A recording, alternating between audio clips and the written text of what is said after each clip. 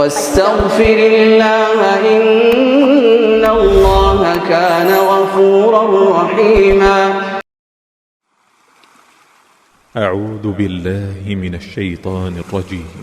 يا أيها الذين آمنوا قوا أنفسكم وأهليكم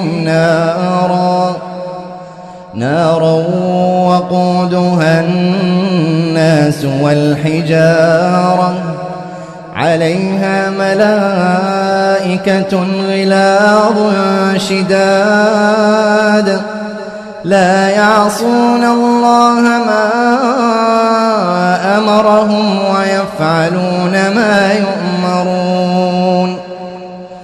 يا أيها الذين كفروا لا تعتذروا اليوم إنما تجزون ما كنتم تعملون. الحمد لله الذي عم برحمته جميع العباد، وأشهد أن لا إله إلا الله وحده لا شريك له شهادة أدخرها ليوم المعاد، وأشهد أن محمدا عبده ورسوله موضح طريق الهدى والسداد وقامع الجاحدين من أهل الزيغ والعناد. أما بعد، السلام عليكم ورحمة الله وبركاته. ሁላችንም ወደ አላህ ስብሓንሁ ወተዓላ እንመለስ በሚል ርዕስ ስለ ተውበት ወደ አላህ ስለመመለስ ለማየት እንሞክራለን። ተውበትን ነሱህ ወፍቋቸው ወደሱ ተመልሰው ተስተካክለው ከሚሞቱ ሰዎች አላህ ያደርገን ዘንድ ማወቅ ያለብን ነገሮችና መንገዱን ለማወቅ የሚረዱ ሐዲሶችን፣ ቁርአኖችና የሰለፎችን ንግግር እናያለን ኢንሻአላህ ተዓላ። ወንጀሎች ከአላህ ስብሓንሁ ወተዓላ የሰው ልጅን ይጋርዱታል። ከአላህ ስብሓንሁ ወተዓላ የሚጋርድና ከአላህ መንገድ የሚያወጣን ነገር በሙሉ መራቅ የእያንዳንዳችን ግዴታ ነው። ከአላህ የሚያርቀንን ነገር መተው ዋጅብ ከሆነ ይህን ግዴታ መወጣት የሚቻለው አላህ የሚያስቆጣን ነገር በማወቅ ለምን አደረኩኝ አላህ የሚያስቆጣን ነገር ብሎ በመጸጸትና ከዛ ከተጸጸትንበት ነገር ወይም ደግሞ አላህን ከሚያስቆጣው ነገር ለመራቅ መወሰን ሲኖር ነው ከዚህ ነገር መራቅ የምንችለው። ምንጊዜም ቢሆን የሰው ልጅ ወንጀሎች ከአላህ ስብሓንሁ ወተዓላ የመራቅ ምክንያት እንደሆኑ ካላወቀ በፍጹም ሊጸጸት አይችልም። በወንጀሉ ምክንያት ሊታመም ውስጡ ሊሰማው አይችልም። ከመጥፎ ተግባሮቹም ሊታቀብ አይችልም። ካልተጸጸተ ውስጡ ካልታመመ ሊመለስ አይችልም ማለት ነው። ከወንጀሉ ሊታቀብ አይችልም። ስለዚህ ተውበት ሙእሚንን መቼም ሊለየው አይገባም። ሁሌም ተውበት ሊያደርግ ይገባል የሰው ልጅ። አላህ ስብሓንሁ ወተዓላ ወቱቡ ኢለላሂ ጀሚዐን አዩሀል ሙእሚኑን፣ ሁላችሁም ወደ አላህ ተመለሱ እናንተ አማኞች ሆይ በማለት አላህ ስብሓንሁ ወተዓላ ሙእሚንን ሁሉ ተውበት እንዲያደርግ ነግሮታል። ይህ አሁን ያነበብነው የቁርአን አንቀጽ መዲና ውስጥ ነው የወረደው። መዲና እንደሚታወቀው ነቢዩ መሐመድና ሰሃቦቻቸው ተሰደው ነው የሄዱት ለአላህ ብለው አምነው ሀገራቸውን ትተው በኢማናቸው ምክንያት ብዙ ስቃዮችን አይተው የሄዱ ሰዎችን ነፍስያቸውን አሳልፈው የሰጡ ሰዎችን ተውበት አድርጉ በማለት አላህ ሱብሓነሁ ወተዓላ ያዛል። አቡበክርን፣ ዑመርን፣ ዑስማንን፣ ሌሎችም የነብዩ ጀግና ሰሃቦችን። በዚህም አንቀጽ መሰረት አላህ ሱብሓነሁ ወተዓላ የሰው ልጆች ተውበት ካደረጉ ከሚፈሩት ነገር ሁሉ እንደሚድኑ የሚመኙትን ነገር ሁሉ እንደሚያገኙ ሲነግረን ወቱቡ ኢለላሂ ጀሚዐን አዩሀል ሙእሚኑነ ለዐለኩም ትፍሊሑን። ኢዘን ፈላህ ማግኘት ከሚሰጉት ነገር መዳንና የሚመኙትን ማግኘት ከተውበት ጋር የተያያዘ ነው። ተውበት ያደረገ ሰውና የተስተካከለ ሰው አላህን የፈራ ሰው ስኬትን ያገኛል፣ ጀነትን ያገኛል፣ ከጀሃነም ይድናል። ያልተውበተ ሰውና ወደ አላህ ያልተመለሰ ሰው የአላህን ረሕመት አያገኝም ማለት ነው። ፈላ የርጁ አልፈላሐ ኢላ ተዋቡን። በዚህ ርዕስ ተውበት በሚለው ርዕስ ስር የምናያቸው ነጥቦች የተውበት የመጀመሪያ መንገድ የመጀመሪያ በር፣ እንዲሁም ሐቂቀቱ ተውባ ተውበት ማለት ምን ማለት ነው፣ እንዲሁም መቼ ነው አላህ የሰው ልጅን ተውበቱን ሊቀበለው የሚችለው፣ የተውበት ትሩፋቶችና ተውበትን በተመለከተ የሰዎች የአላህ ባሮች አይነት ለስንት ይከፈላሉ፣ ሰዎች የተለያዩ ክፍሎች አሉ፣ ተውበት ያደረገ ሰው በቀጣይ ምን ማድረግ አለበት የሚልና እንዲሁም ከተውበት የሚያግዱ መሰናክሎች ብለን ለማየት ኢንሻአላህ እንሞክራለን። ኢዘን የመጀመሪያውን ስናይ ሁላችንም ወደ አላህ እንመለስ። ኒዳኡን ለጀሚዕ الناس الى ان يتوبوا الى الله። የሰው ልጅ ሆኖ ነፍስያው ማታሳስተው የለምና አላህን ሊያስቀይም ይችላል።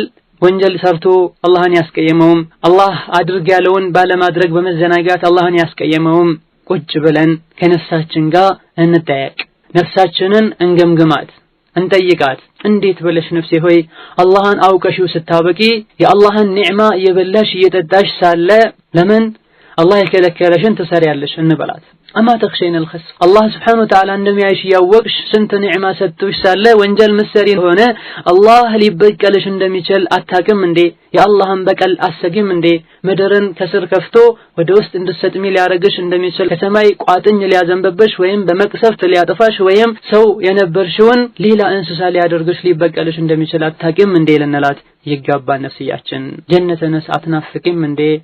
የጀነት ጸጋዎችና ኒዕማዎችስ አያጓጉሽም እንዴ? ከጀሃነም አትሸሽም እንዴ? ጀሃነም ስቃይ መከራ አያሰጋሽም እንዴ እንበላት። እስኪ መረጪ በዱንያ አላህ የሰጠን 130 40 50 ዓመትን ወንጀል የሰሩ ኖሮ በቀጣይ የጀሃነም እሳት ነዋሪ በመሆንና አጭር የዱንያ ህይወትን አላህን በመታዘዝና ነብዩን በመከተል አሳልፎ ጀነት በመግባት መካከል የቱን ትመርጫለሽ እንበላት። ነፍስያችን በወንጀሏ ምክንያት አላህ ስብሓነሁ ወተዓላ ከረህመቱ አባሮ የረህመት በሩን ዘግቶባት ካልሆነ ወደ አላህ ተመልሼ ወዲያውኑ የአላህን ፊት አግኝቼ ወይም ደግሞ ወደ አላህ የሚያቃርብ መልካምን ስራ ሰርቼ መስተካከልና ጀነትን መውረስ ፈልጋለሁ ትላለች። ቆራጥ ከሆንን ነፍስያችን ይህን ስትል እነሆ የተመኘሽውን የምታገኝበት የዱንያ ምድር ላይ ነው ያለሽው፣ ስሪ እንበላት፣ ተንቀሳቀሺ እንበላት፣ ጥረት አድርጊ እንበላት። ይህኔ ነፍስያችን በምን መልኩ ነው መንገዱን የማገኘው፣ በምን መልኩ ነው ራሴን ለማዳን ምጥረው ብላ ስትጠይቀን መንገዱን እንግለጥላት። መንገዱ ላይ ያሉ አቀበቶችንም እንቅፋቶችንም እንንገራት። አውቃ ነፍሳችን ተጠንቅቃ ትጓዝ ዘንድ የአላህ ፈቃድ ከሆነ በዚህ ርዕሳችን እነሆ ይሄን መንገድ እንዲሁም መንገድ ላይ ያሉ እንቅፋቶችን ለማየት እንሞክራለን።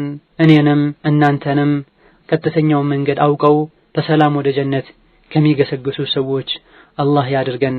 ያ ረቢ ኢን ዐظመት ذنوبي كثرة فلقد علمت بأن عفوك أعظم ما لي إليك وسيلة إلا الرجاء وجميل ظني ثم أني مسلم።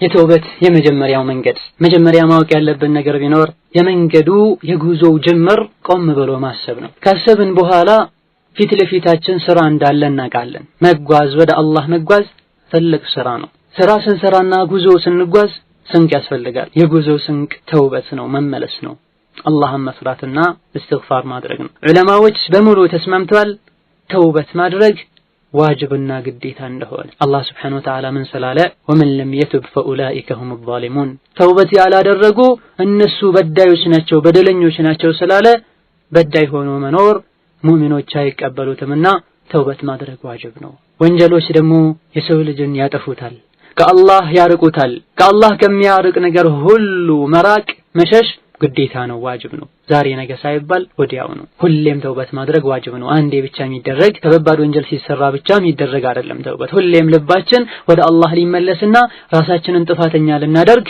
እኛ ላይ ግዴታ ነው። ምክንያቱም የሰው ልጅ ከወንጀል አይጠራም። ከወንጀል ጽዱ ሆኖ ንጹህ ሆኖ መኖር አይችልም። ምናልባት በአካላቱ ወንጀል ሊሰራ ይችላል። በእነዚህ አካላት ወንጀል ካልሰራ በልቡ ወንጀል ሊያስብ ይችላል። ከነዚህ ከዳነ ሸይጣን ሊጎተጉተው ይችላል መጥፎ ሐሳቦችን ውስጡ ላይ በማምጣት። ከነዚህ ከዳነ ከገፍላ ከመሰላቸት መልካም ስራን ከመስራት ወደ ኋላ ከማለት ሊድን አይችልም። ከነዚህ ሁሉ ቢድን የአላህን ዐዘማ የአላህን ልቅና የአላህን ኃያልነት ስሞቹን ባህሪዎቹን አውቆ በሚገባ ሊፈራውና ሊያከብረው ሙሉ በሙሉ አይችልም። በዚህ መንገድ ሊጠቃ ይችላል። የሰው ልጅ በሙሉ ጉድለት አለበት። ከጉድለት ሚድን ሙሉ ሆኖ የተፈጠረ ማንም የለም። የጉድለቱ ደረጃ መጠን ግን ይለያያል። ለዚህም ነው ነብዩ መሐመድ ሰለላሁ ዐለይሂ ወሰለም ምን ያሉት ኢነሁ ለዩጋኑ ዐላ ቀልቢ ፈአስተግፊሩላህ ፊል የውም 70 መራ። የሰው ልጅ ሁሉ ሲፈጠር ሙሉ ሆኖ አልተፈጠረም፣ ይሳሳታል። የስህተቱ ደረጃና መጠን ይለያያል። ነብዩ መሐመድ ሰለላሁ ዐለይሂ ወሰለም ልቤ ላይ የሆነ ሽፋን ነገር ይሰማኛል፣ ይህንም አላህን ስብሓነሁ ወተዓላ ምህረት ጠይቀዋለሁ 100 ጊዜ 70 ጊዜ አስተግፊሩላህ ወአቱቡ ኢለይህ ረቢ እግፊር ሊ ወርሐምኒ እያልኩኝ አላህን ምህረት ጠይቀዋለሁ ይላሉ ነብዩ ሰለላሁ ዐለይሂ ወሰለም። ኢማሙ ሙስሊምና ኢማሙ አሕመድ በዘገቡት ሐዲስ ነብዩ መሐመድ ሰለላሁ ዐለይሂ ወሰለም እንደዚህ ከሆኑ እኛ ምን ልንል ነው? መቼስ ነው ተውበት የምናደርገው? ሁላችንም እንወቅ ሞት በድንገት መጥቶ እንደሚወስደን፣ ከፊት ማስጠንቀቂያ እንደማይልክ፣ የሞት ማስጠንቀቂያ ቢኖር ማርጀት ሊሆን ይችላል፣ መሸበት ሊሆን ይችላል፣ መታመም ሊሆን ይችላል። አብዛኛውን ጊዜ ግን ሞት በድንገት ይመጣል። ስለዚህ ተውበትን ወደ ኋላ ማዘግየት ተገቢ አይደለም። አላህ Subhanahu Wa Ta'ala ባሮቹን በሙሉ የተውበት በርን ከፍቶ ተውበት አድርጉ ሞት ሳይመጣ በፊት፣ ተውበት አድርጉ የቂያማ ምልክቶች ሳይታዩ በፊት ተውበት አድርጉ ያለ ባሮቹን ይገፋፋል። ከዚህም አንዱ ትልቅ የሚያስደስተው በሌላ በኩል ደግሞ የሚያሰጋው የቁርአን አንቀጽና የአላህ Subhanahu Wa Ta'ala የተውበት ግብዣ ቁል ያ ዒባዲየ الذين أسرفوا على أنفسهم لا تقنطوا من رحمة الله إن الله يغفر الذنوب جميعا إنه هو الغفور الرحيم እናንተ ባሮቼ ሆይ ወህጉንም ጥሰው ባሮቼ ይላቸዋል። የአላህ ባራ ከመሆን መቼም ቅሮት የላቸውምና ግን ባህሪያቸው ምንድነው? እነዚህ ባሮች አስረፉ አላ አንፉሲሂም ራሳቸውን በመበደል እጅግ በጣም ድንበር ያለፉ ብዙ ወንጀል የሰሩ ባሮቼ ሆይ ኑ አሁንም ባሮቼ ናችሁ ተውበት አድርጉ፣ ከአላህ ረህመት ተስፋ አትቁረጡ። አላህ Subhanahu Wa Ta'ala ወንጀል የተባለም በሙሉ ተውበት ከተደረገ ይመራልና እርሱ መሐሪና አዛኝ የሆነ ጌታ ነው። ልቅ የሆነ እድል አይደለም፣ መስፈርቶች አሉትና ወአኒቡ ኢላ ረቢኩም ወአስሊሙ ለህ ወደ ጌታችሁ ተመለሱ እጅግራችሁን ስጡት። መቼ? አዛብ ሳይመጣ በፊት። ያኔ ምንም አይነት እርዳታን አታገኙም። አዛቡ ቅጣቱ መጥቶ ያኔ ተውበት ላድርግ ብትሉ ምንም አይነት እርዳታን አታገኙም። ከአላህ በኩል የመጣላችሁን ቀጥተኛውን መስመር ያዙ፣ መመሪያውን ተከተሉ። በድንገት አዛቡ ሳይመጣባችሁ በፊት የማታቁ ሆናችሁ ዘንግታችሁ ሳለ ይኔ ነፍስ ትላለች ያ ቁጭቴ ከሚያሾፉ ከሚሳለቁ ሰዎች ሆኜ ህይወቴን አጠፋኋት። ወይኔ እንደው አላህ መርቶኝ በሆነ አላህን ከሚፈሩ ሰዎች ይሆን ነበርኩኝ። ወይም ደግሞ አዛቡን በሚያዩበት ሰዓት ወደ አዱንያ መመለስ በቻልኩኝ ጥሩ ስራ ከሚሰሩ ሰዎች እሆን ነበርኩኝ ብላችሁ ማይቻል ምኞትን የምትመኙበት ጊዜ ከመምጣቱ በፊት ወደ አላህ Subhanahu Wa Ta'ala ተመለሱ። ይህንም ምኞቶች ሁሉ ቢደረደሩ አላህ ዘንድ ምላሹ ምንድነው የሚሆነው? በላ ተው፣ እንዲህ በሆነ አትበይ። ለምን قد جاءتك آياتي فكذبت بها መልእክተኛ መጥቷል፣ ቁርአን ወርዷል፣ መካሪዎች መክረዋል።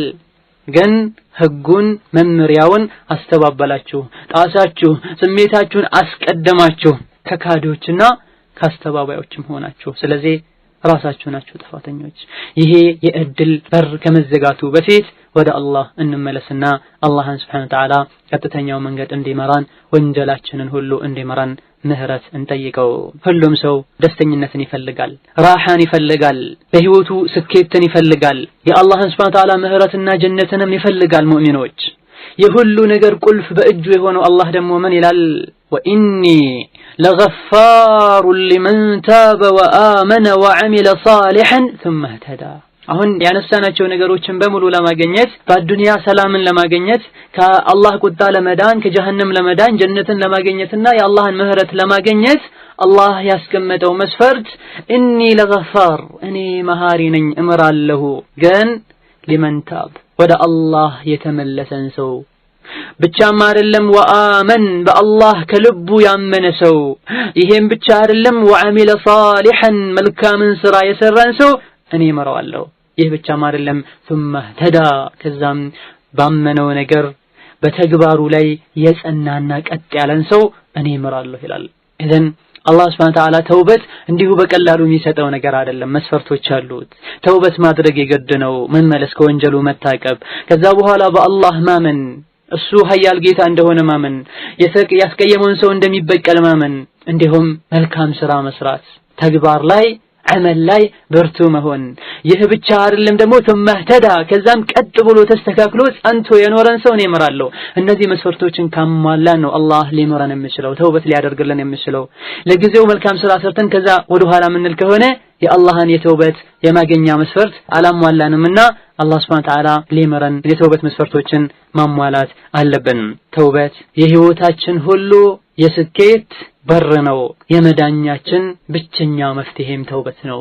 ተውበት ሳያደርግ አላህ ዘንድ ሄዶ ጀነትን፣ ረህመትን፣ የአላህን እዝነት ማንም ሊመኝና ሊያስብ አይችልም። ያስብ እንደሆነ ዘበትን ነው የሚያስበውና ይሄን መስፈርት አሟልተን ወደ አላህ ልንመለስ ይገባናል። ሌላው ሐቂቀቱ ተውባ ወሽሩጡሃ። ብዙ ጊዜ ተውበት ሲባል ይሰማል። ተውበት አደረገ፣ ተውበት ላደርግ፣ ወደ አላህ እንመለስ ሲባል ይሰማል። ይህ ጽንሰ ሐሳብ ሐቂቃው ምንድነው? እውነታውን እንስኪ። በቃል ብቻ የሚገደብ አይደለም። ትልቅ የሆነ ትርጉም ያለው ርዕስ ነው፣ ነጥብ ነው። መስፈርቶችም አሉ። ተውበት ያደረገ ሁሉ ተውበት አይሆንም አላህ ዘንድ። የሰገደ ሁሉ የሶላትን አጅር እንደማያገኘው። ተውበት ማለት ትርጉሙ መጸጸት ማለት ነው። እስካሁን ቀደም በሰሯቸው ወንጀሎች መጸጸት፣ ይሄንን ወንጀል ለሁሌም ለመተው ደግሞ መወሰን፣ መቁረጥ፣ ለዱንያዊ ጥቅም ሳይሆን ወይም ደግሞ ሰዎች አዛ ስላደረጉት ሳይሆን ለአላህ ብሎ ያህን ስራ ለመተው ያህን ወንጀል ለመተው መቁረጥ፣ መወሰን፣ ማንም አስገድዶት ሳይሆን በራሱ ጊዜ ወዶ ጣረሞት ላይ ሳይደርስ ማንም ሳያስገድደው መመለስ፣ ከዛ በኋላ መልካም ስራ ብዛት መስራት። ይሄ ነው ተውበት ማለት። ከእያንዳንዱ ወንጀሎች መመለስና ወደ አላህ ንስሐ መግባት ግዴታ ነው፣ ዋጅብ ነው። እያንዳንዳችንም አላህ Subhanahu Wa Ta'ala ተውበት እንድናደርግ ሲመክረን ቅድም እንዳነበብነው አንቀጹ ላይ ሁላችሁም ወደ አላህ ተመለሱ እናንተ ሙእሚኖች ሆይ ትድኑ ዘንድ ብሎናል። በሌላኛውም አንቀጽ እናንተ ያመናችሁ ሰዎች ሆይ ወደ አላህ ተመለሱ። ምን አይነት መመለስን?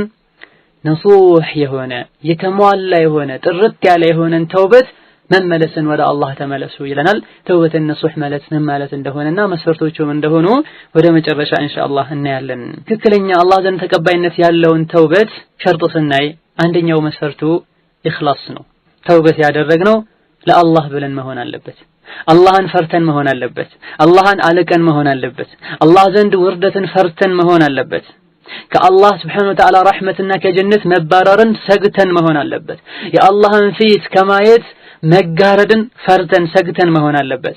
ይህን ስናደርግም ከአላህ እገዛ እየፈለገን አላህ ዘንድ ተናንሰን ዝቅ ብለን ደካምነታችንን ነግረን እጃችንን ወደ ላይ ዘርግተን ያ አላህ ያለን ተናንሰን እርዳታን እየፈለገን ለሱ ብቻ ብለን ተውበት ማድረግ አለብን። ሰው ጥሩ ሆነ እንዲለን ሳይሆን አዱንያዊ ጥቅምን ፈልገን ሳይሆን አዱንያዊ ውርደትን ፈርተን ሳይሆን አኺራንና አላህን ፈርተን ተውበት ማድረግ መቻል አለብን። ይህን ስናደርግም ለአላህ መተናነስ መቻል አለብን። ይሄ ይሳካልን ዘንድ ዝቅ ማለት አለብን። ያለ አላህ ምንም እንዳይደለን ራሳችንን ማወቅ ለአላህ መንገር አለብን። ይህን አስመልክቶ ኢማም ኢብኑ ቀይም ረሂመሁላህ ምን ይላል? فالعبد ملقا بين يدي الله وبين أعدائه من شياطين الإنس والجن። የሰው ልጅ በአላህና በጠላቱ በሸይጣን መካከል የተጣለ ነው። የሰውና የጂኒ ሸይጣን አለ። በእነዚህ ሸይጣኖችና በአላህ መሃል ሆኖ ወደ አላህ ከተጠጋና አላህን ጠብቀኝ ካለው አላህ ይጠብቀዋል፣ አላህ ያነሳዋል፣ ሸይጣን አይደርስበትም። በአላህ ካልተጠበቀና አላህን ካልፈለገ አላህ ካልጠበቀው የሰውና የጂኒ ሸይጣኖች ይወስዱታል፣ ይጫወቱበታል፣ ከአላህ ረሕመት ይወጣል። ስለዚህ የአላህን እርዳታ እናገኝ ዘንድ አላህዬ ያለ አንተ ማንም የለኝም፣ ጌታዬ ሆይ ላንተ ያለ እኔ ብዙ ባሮች አሉ፣ ለኔ ግን ያለ አንተ ረዳት የለኝም፣ እባክህ ከረሕመትህ አታውጣኝ ብለን አላህን ልንለምነው ሁሌም ልንጠይቀው ልናለቅስ ይገባል። እዘን አንደኛው መስፈርት ለአላህ ብለን ተውበት ማድረግ አለብን። ሁለተኛው መስፈርት ከወንጀሉ ወዲያውኑ መታቀብ፣ ዛሬ ነገ እያለን መሆን የለበትም ማለት ነው።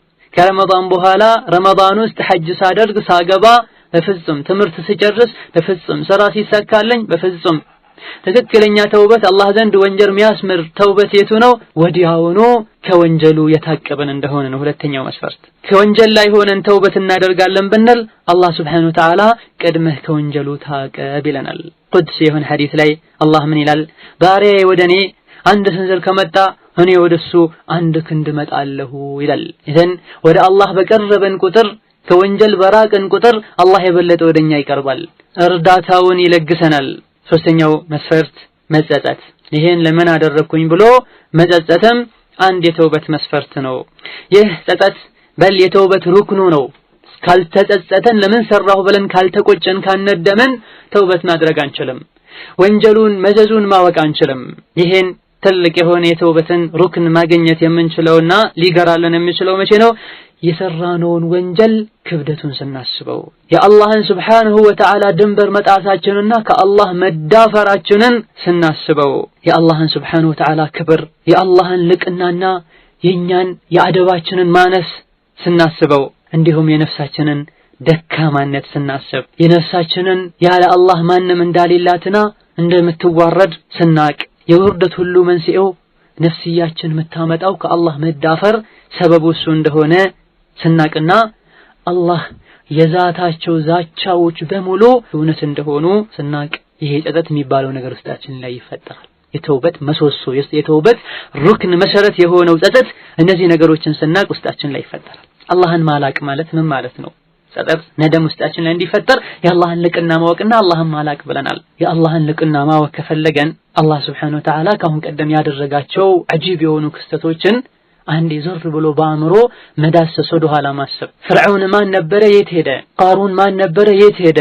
የኑህ ህዝቦች የሁድ ህዝቦች የተሙድ ህዝቦች እነማን ነበሩ? በራሳቸው ተማምነው የነበሩ ህዝቦች የት ሄዱ? ነበሩ አላህ እንዳልነበሩ አደረጋቸው። የተወሰኑትን ከሰማይ በላ አምጥቶ ወሰዳቸው። ሌሎችን ከስር ጎርፍ አጥለቅልቆ ወሰዳቸው። ሌሎችን በጅብሪል ክንፍ ወደ ሰማይ አውጥቶ ገልብጦ ጣላቸው። እንዳልነበሩ ሆኖ ብዙ አጂቦች አለ። ፍርዓውን ደግሞ ያሾፍበት በነበረው ወንዝ ሰምጦ እንዲሞት አላህ Subhanahu Wa Ta'ala አደረገው። ይሄን ቁድራውን እንወቅ። እነዚህ ሰዎችን ያጠፋው አላህ ምስኪኑን እኔንስ በወንጀል ካገኘን ሊያጠፋኝ አይችልምን እንበል። ሌላው አላህን እንድናለቅ ከሚያደርገን አንዱ የወንጀሉን ትንሽነት አኒ ወንጀሉን አትስሩ ብሎ ህጉን የጣስነው የአላህን ትልቅነት ማየት አለብን።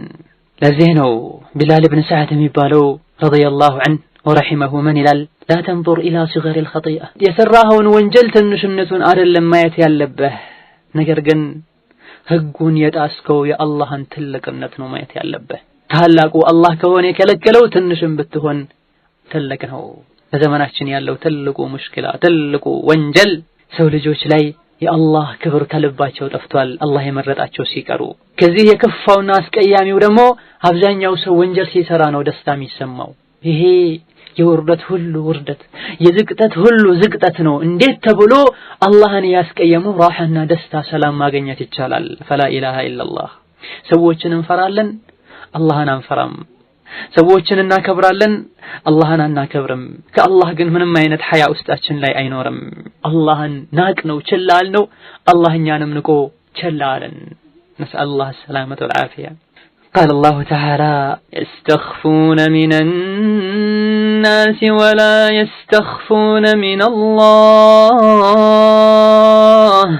وهو معهم إذ يبيتون ما لا يرضى من القول وكان الله بما يعملون محيطا كسوچ يششغالو يدبقالو ወንጀል ሲሰሩ ከአላህ ግን Subhanahu Wa Ta'ala አይሸሸጉም፣ አይደበቁም፣ አይሰተሩም። እርሱ እነሱ ጋር ሆኖ ሳለ የሚያረጉትን ነገር ሁሉ ያካበበና የሚያውቅ ሆኖ ሳለ ከአላህ አይደበቁም፣ ከሰዎች ይደበቃሉ። ከአላህ መደበቅ መቼም አይቻልም። ወንጀል አለመስራት ማለት ነው ከአላህ አለመደበቅ ማለት።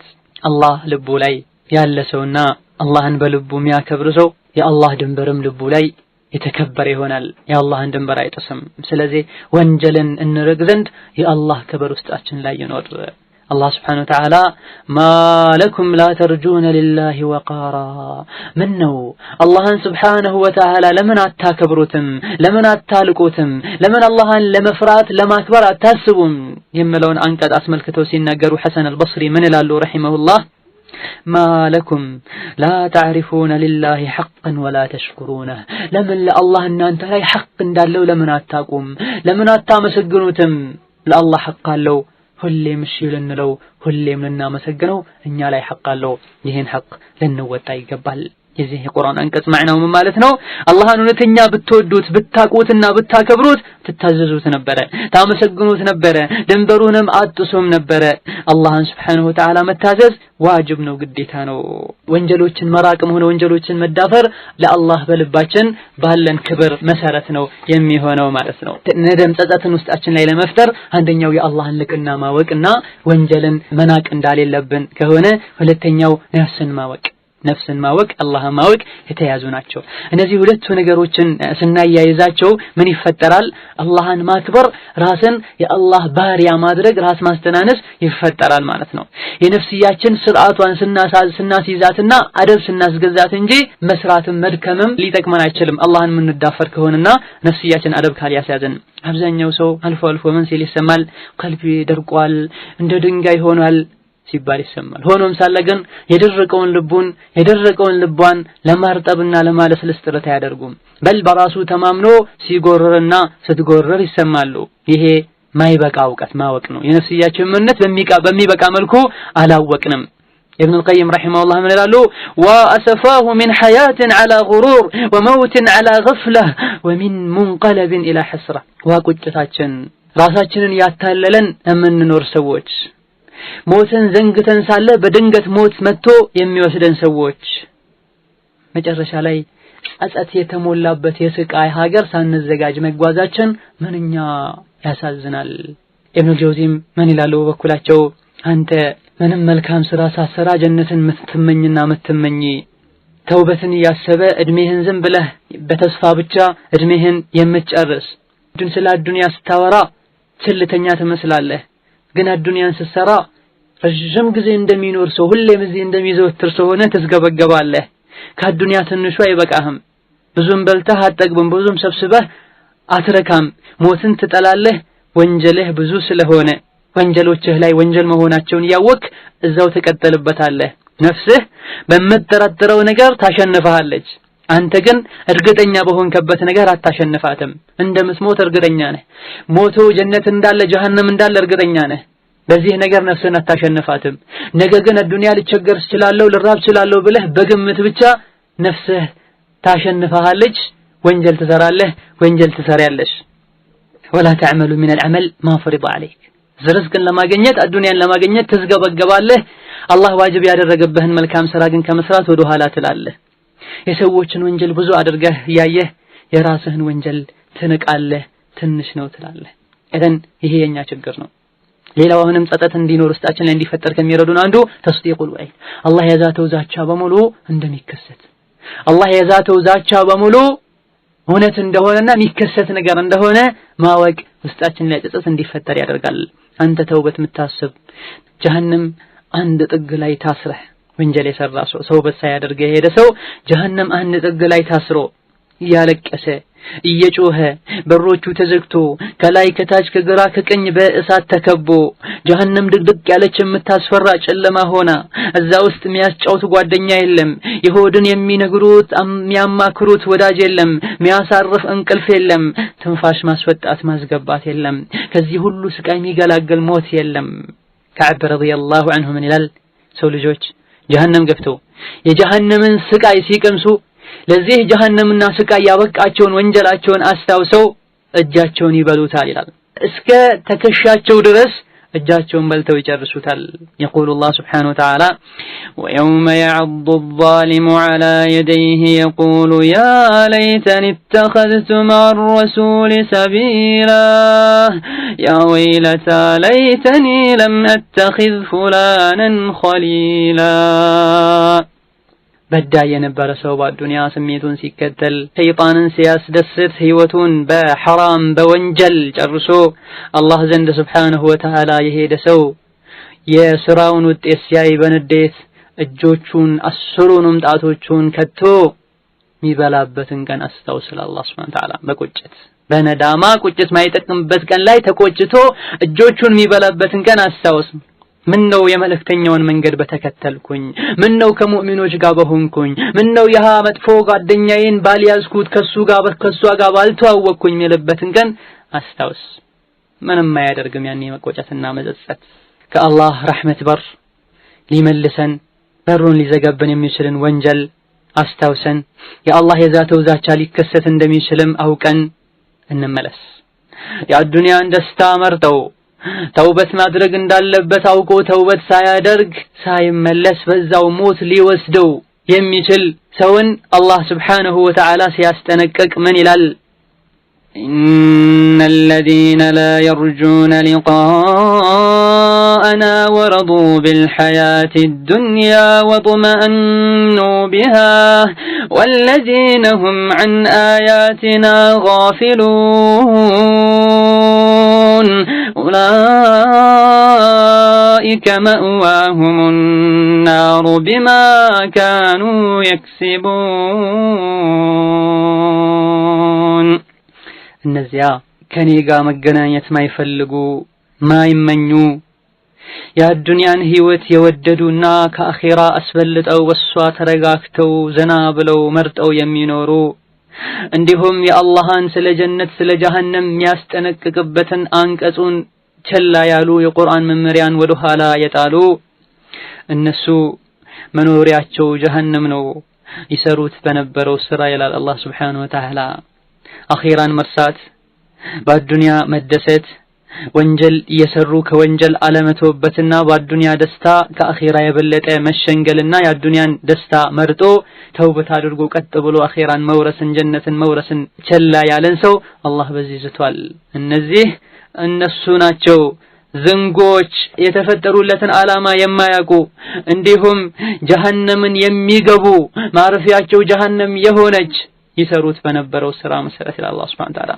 በዱንያ መታለላችን ወንጀል ማዘውተራችን አላህን አለመፍራታችን አላህ ዘንድ እንደሚያስጠይቀን ስናቅ ውስጣችን ላይ ጸጸት ይፈጠራል ኢማሙ ኢብኑ ማጃህና ኢማም አህመድ በዘገቡት ሐዲስ ላይ ነብዩ መሐመድ ሰለላሁ ዐለይሂ ወሰለም አነደሙ ተውባ ጸጸት ተውበት ነው ብለዋል አንድ ሰው ጸጸተ ማለት ተቆጨ ማለት ተውበት አድርጓል ማለት ነው ይላሉና ይሄ አንድ የተውበት ሩክን ነው አራተኛው የተውበት መስፈርት ሁለተኛ ወደዛ ወንጀል ላለመመለስ ቃል መግባት አብዛኛውን ጊዜ ተውበት የሚያደርጉ ሰዎች ወደዛ መለሳለሁ ስለዚህ ለምን ተውበት አረጋለሁ ይላሉ ወንድሜ እህቴ ሆይ ተውበት ስናደርግ አንመለስም ኢንሻአላህ አላህ ይረዳኛል አልመለስም ብለን ወስነን ቆርጠን እንግባ አላህን Subhanahu Wa Ta'ala እገዛን እንጠይቀው አልመለስም ብለን በውስጣችን እንወስን መርዛ እንዲጠጥቼ ነበር ዳግም ጠጣለሁ ብሎ የሚያስብ ሰው አለ እንዴ የለም ወንጀል መርዝ ነው ሰዎች የተበከለ ምግብን ጤናዬን ይጎዳል ብለው እንደሚጠነቀቁት ሁሉ ወንጀልን አኺራዬን ይጎዳል ጀሃነም ያስገባኛል ብለው መጠንቀቅ አለባቸው ወንጀል ነው ወደዛ ለመመለስ መታሰብ የለበትም ሸይጣን አንዳንዴ ያዳክማል አትመለሽ ብዙ ወንጀል ሰርተሃል ስለዚህ ምን ያደርግልሃል ከእንግዲህ ብሎ ያዳክመናል እጅ ልንሰጥ አይገባም ለአላህ የሚሳነው ነገር የለም ቀደም አንብበናል ሁሉንም ወንጀል አላህ ምራለው ብሏል እንመለስ ሁለተኛ ላለመመለስ ወደ ወንጀሉ ቃል እንግባ አላህን እርዳታ እንጠይቀው እርግጠኛ ሆነን ቆራጥ ሆነን አንመለስም ብለን ተውበት እናድርግ لا يمل الله حتى تملوا كما رواه البخاري እኛ ተውበት ከማድረግ እስካልቦዘንን ድረስ አላህም ከመማር አይቦዘንምና ተውበት እናድርግ ወደ አላህ እንመለስ ከሸርጦቹ አንዱ የመጨረሻው ሸርጥ እዚህ የተጠቀሰው አዝም መኖር አለበት ላለመመለስ መወሰን ለምን አደረኩኝ ብሎ መቆጨት ሁለተኛ ወደዛ አልመለስም ብለን ያኒ ቃል መግባትና ያን ነገር ለምን ሰራሁ ብሎ መጸጸት ወዲያውኑ መታቀብና ለአላህ ብለን መሆን አለበት እነዚህ የተውበት መስፈርቶች ናቸው ከሰው ሐቅ ጋር የተያያዘ ከሆነ የዛን ሰው ሐቁን መመለስ እዘን ይሄ የተውበት መስፈርት ነው ይሄን መስፈርት ያሟላ ተውበት ያደረገን እንደሆነ አላህ Subhanahu Wa Ta'ala ተውበታችንን ይቀበለናል طيب መቼ ነው አላህ ተውበትን የሚቀበለው ተውበት ትልቅ ስጦታ ነው ለየት ያለ የአላህ ስጦታ ነው የሰው ልጅ ቢሆን አንድ ሰው ካስቀየመው አንዴ ከተቀየመ ከተናደደ ከወሰነ ያን ሰው ፊቱን ማየት አስጠላኝ ፊቷን ማየት አስጠላኝ ሌልና ልትል ትችላለች አላህ ግን እንደ ሰዎች አይደለም ይረዝቃቸዋል ወንጀል ይሰሩበታል ጤና ይሰጣቸዋል حرام ይሰሩበታል ስልጣን ይሰጣቸዋል ወንጀል ይሰሩበታል ገንዘብ ይሰጣቸዋል ለተለያየ ለሐራም ያወጡታል አላህ ግን እንደ ሰዎች ቢሆን ምድር ላይ አንድም ተንቀሳቃሽ ባልኖረ ነበር ባደረገው ነገር ሁሉ ያዘ የሚበቀለም ቢሆን ምድር ላይ አንድም ሰው ባልኖረ ነበር አላህ ግን አፊላል ይመራል አንዳንዶቹን ደግሞ ወንጀሉን ያጠራቅምላቸዋል ጀሃነም ላይ የሰራቸውን እንዲያገኙ ታዲያ ይሄ እድል እስከመቼ ነው ያለው የምለውን ስናይ መታ ተቀበሉ ተውባ ኢማም ኢብኑ ቁዳማ ረሂመሁላህ ምን ይላሉ የተውበት መስፈርትን ካሟላና ከልቡ ከተመለሰ ወደ አላህ አንድ ሰው ተውበቱ ትክክለኛ ይሆናል አላህም ይቀበላል ምክንያቱም አላህ ምን ብሏል وهو الذي يقبل التوبة عن عباده ويعفو عن السيئات ويعلم ما تفعلون الله سبحانه وتعالى ማለት እርሱ ነው የእናንተ ጌታ ያ ተውበትን የሚቀበል የምሰሩትን ነገር ሁሉ የሚያቅ ጌታ ነው ለባሮቹ ይቅርታ የሚያደርግ ጌታ ነውና አላህ Subhanahu Wa Ta'ala ተውበቱ መስፈርቱን ካሟላ ይቀበላል ሐዲስም ላይ ነብዩ ሰለላሁ ዐለይሂ ወሰለም ይላሉ ان الله يقبل توبة العبد ما لم يغرغر كما اخرجه احمد وحسنه الالباني አንድ ሰው ጣር ይዞት ገርገራ እስካልጀመረው ድረስ አላህ Subhanahu Wa Ta'ala ተውበቱን ይቀበላል ብለዋል ነብዩ ሰለላሁ ዐለይሂ ወሰለም መስፈርቱ ከተሟላና ጣረሞት ላይ ደርሶ ካልሆነ እንዲሁም የቂያማ ምልክቶች ታይተው ካልሆነ አላህ Subhanahu Wa Ta'ala ተውበቱን ይቀበላል ሩሑ ጉሮሮ ላይ ከደረሰች በኋላ ልቡን ስለሚስት የሚያደርገውን ስለማያቅ ተጨናንቆ ስለሆነ ተውበት የሚያደርገው እዛ ከደረሰች በኋላ ግን አላህ ተውበቱን አይቀበለውም። አላህ Subhanahu Wa Ta'ala ይሄን እድል ገድቦ ነው ያስቀመጠው ማለት ነው። ወንጀል ሲሰራ ቆይቶ ሞትን ሲያንድ ሰው ቢተውበት አላህ አይቀበለውም። የቂያማ ምልክትን ሲያቢተውበት አላህ አይቀበለውም። እንዲሁም አላህ ቁርአን ላይ ምን ይላል? ሱረቱ ኒሳ ላይ ወለይሰት التوبة للذين يعملون السيئات ተውበትማ ይህ ተውበት የተባለ ትልቅ ማዕረግ ለነዚያ ወንጀል ሰርተው ልክ ሞት መጥቶ ሲይዛቸው አሁን ተውብቻለሁ ለሚሉ ሰዎች አይደለም። ተውበትን ባለማወቅ ወንጀል ሰርተው ወዲያውኑ ወደ አላህ ተመልሰው ለሚስተካከሉ ሰዎች ነው አላህ የሚያድለው ይለናል። يوم يأتي بعض آيات ربك لا ينفع نفسا إيمانها የቂያማ ምልክት ሲመጣ የሞት ምልክት ሲመጣ يعني ሞትን ሲያዩት ተውበት ለሚያደርጉ ሰዎች አላህ ተውበታቸውን አይቀበላቸውም ብለዋልና ተውበት የተወሰነ ጊዜ አለው። እነዚህ ምልክቶች ሲመጡ ለምንድነው ተውበት ተቀባይነት ማያገኘው? ወዶ አይደለም ተውበት ያደረገው ይህ ሰው ወዶ አይደለም ያመነው ወዶ አይደለም የጸጸተው የሚያየው ነገር አስገድዶት ነው ማለት ነው። አማራጭ ሲያጣ መንገዱ በሩ ሲዘጋበት ነው ተውበት ያደረገው። እዚህ ደረጃ ላይ ሳንደርስ ተውበት ያደረገን እንደሆነ አላህ Subhanahu Wa Ta'ala ተውበቱን ይቀበለናል። እذن ከዚህ የምንረዳው ምንድነው? ጊዜ ካለቀ በኋላ ተውበት ማድረግ አላህ ዘንድ ተቀባይነት የለውም። ሞት ሲመጣ ተውበት ማድረግ ተቀባይነት የለውም። حتى إذا حضر أحدهم الموت قال رب ارجعون لعلي أعمل صالحا فيما تركت ጣርሞት በያዛቸው ጊዜ ጌታዬ ሆይ መልሱኝ ወደ ዱንያ ይላሉ መልካም ስራ ሰራ ዘንድ። አላህ ምን ይላል? አይሆንም በፍጹም ዝም ብለህ የሚወራ ወሬ እንጂ ይሄ ዋጋ ያለው ወሬ የሚሰማ የሚደመጥ ወሬ መልስ የሚሰጠው አይደለም። ከበስተፊታቸው ብዙ አደጋ የሚጠብቃቸው ናቸው እንዲህ አይነት ሰዎች አላህ ተውበታቸውን አይቀበላቸውም። ዜጋ ፍርዓውንን ማስተዋስ እንችላለን። የተውበት ጊዜውን በሙሉ አበላሽቶ ሙሳ መክሮት ሃሩን መክሮት ብዙ ተአምሮችን አይቶ ሳይሰልምና እጅ ሳይሰጥ ቀርቶ መች ነው ተውበት ያደረገው? ጣር ሲይዘው ባህር ውስጥ ከሰጠመ በኋላ ሲሰጥምና ስቃውን ሲያይ ተውበት አደረገ። አላህ ዘንድ ምንም አልጠቀመውም። በጊዜ ተውበት ማድረግና ፈጥነን ከወንጀል መታቀብ ግዴታችን ነው። ተውበቱ ተስተካክሎ መስፈርቶቹ ተሟልቶ በጊዜው ከተደረገ አላህ Subhanahu Wa Ta'ala ተውበቱን ከተቀበለው የሰው ልጅን ወንጀል ጨርሶ ይሰርዝለታል። ወንጀሉን ካተለቅ ቢሆን ለዚህም ነው አላህ Subhanahu Wa Ta'ala የተለያዩ ወንጀል የሰሩ ሰዎችን ማንንም ሳይለይ ተውበት አድርጉ ይላል። አላህ Subhanahu Wa Ta'ala ልጅ አለው ያሉ ሰዎችን አስመልክቶ አፈላ يتوبون الى الله ويستغفرونه والله هو الغفور الرحيم አላህን Subhanahu Wa Ta'ala አይተውበቱም እንደ ወደሱ ምህረት አይጠይቁትም እንደሱ መሐሪና አዛኝ የሆነ ጌታው እኮ ነው ለአላህ ልጅ አለው ካሉ በኋላ ማለት ነው።